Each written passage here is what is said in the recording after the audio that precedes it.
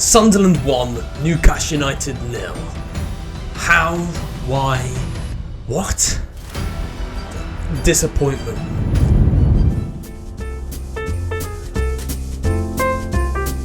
First of all, the problems of this game for Newcastle United.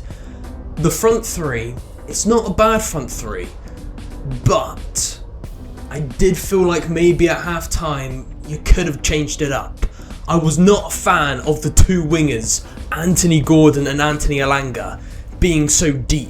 It was almost like a 4-5-1 rather than a 4-3-3. A lot of the times Gordon and Elanga were way too far back.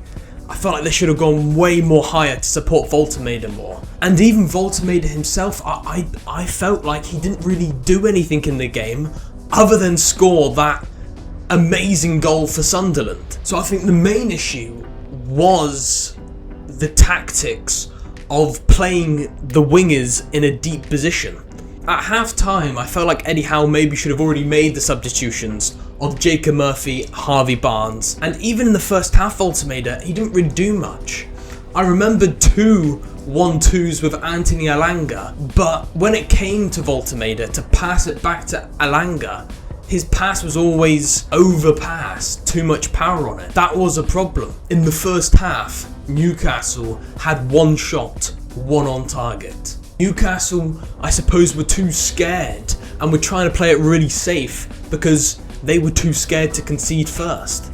Vice versa with Sunderland, they were also the same at some points, but at least Sunderland were a bit more direct in the first half. I would say the defence overall was pretty good for Newcastle, but Livramento didn't really impact it as much as the other defenders. Unlucky by Byrne getting injured there. Definite yellow card for Mekuele for Sunderland, 100%. In the first half, Sunderland were doing some very reckless challenges, and I was hoping Sunderland were going to get a red card, because that's what it felt like. Sunderland were definitely the better team because they were more direct, and they actually were really aggressive from the set go. They were so aggressive, and Newcastle didn't really show any of that going forward. There was a spell around the 57th minute when Newcastle had a quick 3 shots, and guess what? That was when Eddie Howe actually made Harvey Barnes and Jacob Murphy come on the pitch, and when he actually took off Gordon and Elanga, Harvey Barnes and Jacob Murphy was actually getting shots in the box, and things started to change. Saw Whistler again for the 3rd time. He did have a very good opportunity from Jacob Murphy's cross, but just about went wide. Overall, I wasn't expecting such a lackluster in shots for both sides. Only 11 shots in the entire game. That is crazy low. Newcastle's best player, I'm probably going to give it to Malik Chow, because in the air, he was fantastic at heading the ball. He was a fantastic defender, closing them down, brilliant positioning. He's one of the best defenders in the Premier League, and he was very good, and it could have been worse without Malik Chow in there. Goalkeepers, Roofs and Ramsdale, to be fair, they didn't have much to do. In the second half is when, shots on target actually started to happen, because Sunderland didn't have a shot on target till quite far into the second half, even though they had scored. But obviously it was Voltemade scoring that goal. I think the worst player has to be Voltemade because he scored their own goal. That was poor by Voltemade, trying to do his defensive duties but completely fell. That's why you're a striker. And overall didn't really do much at all to help Newcastle in the attack. I think Eddie Howe should have set it out with Harvey Barnes and Jacob Murphy from the start. Maybe it was Eddie Howe saying play a bit more deep to Elanga and Gordon. But in my opinion, they should be, much more higher up. The wingers should be much more higher up than they were for Newcastle, because Newcastle had barely any shots. In terms of the refereeing, that was not the problem. There was no problem with the refereeing. I was fine with that. But this is probably the most disappointing and the most frustrating I've ever been in a Newcastle football match this season. Like, it was frustrating when Newcastle were going forward, like near the end when Newcastle actually were trying to create something.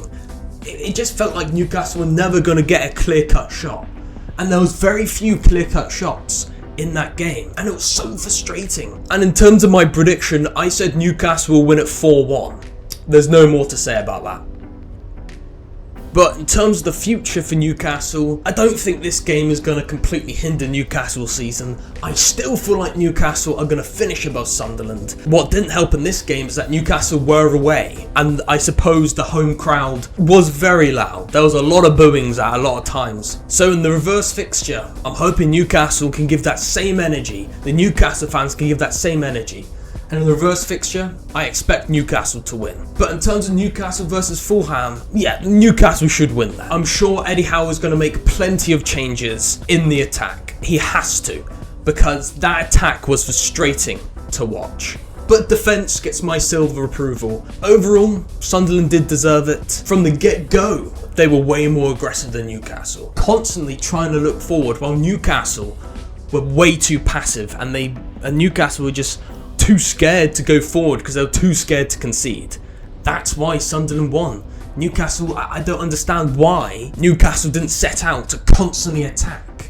Like, Newcastle can attack really well, even with that starting 11, with those three up top. Also, it's down to brilliant performances like Ballard. What a player Ballard is. Defensively, he was monstrous. He was not allowing Newcastle to get any clear-cut shots. And at one point he had that really good header, and if he had waited a tiny bit longer before he collided with the ball for that header, probably would have been a second Sunderland goal. And that's what Sunderland did well, constantly crossed it into the box.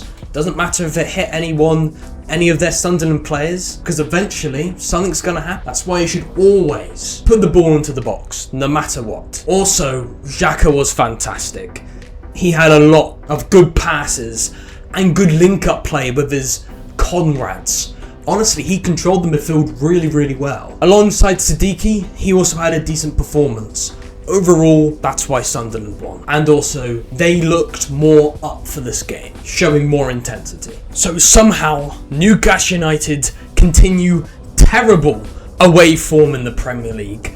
Continue terrible form in the tyne-wear derby. I don't think Newcastle have won in the tyne-wear derby in the Premier League since 2011. That's like 14 years. That is crazy. And I just knew, as soon as Sunderland scored, or should I say Voltemade scored, I just knew that Newcastle weren't going to come back from it. Because I'm pretty sure all season, whenever Newcastle concede first, Newcastle have never actually gotten a win or even a draw, I don't think. They've gotten 0 points from losing positions, I'm pretty sure. And it continues. So I just knew. What makes it worse is I predicted 4-1 to Newcastle. That's what makes it really bad. Absolutely gutted. That's enough from me. Toodaloo.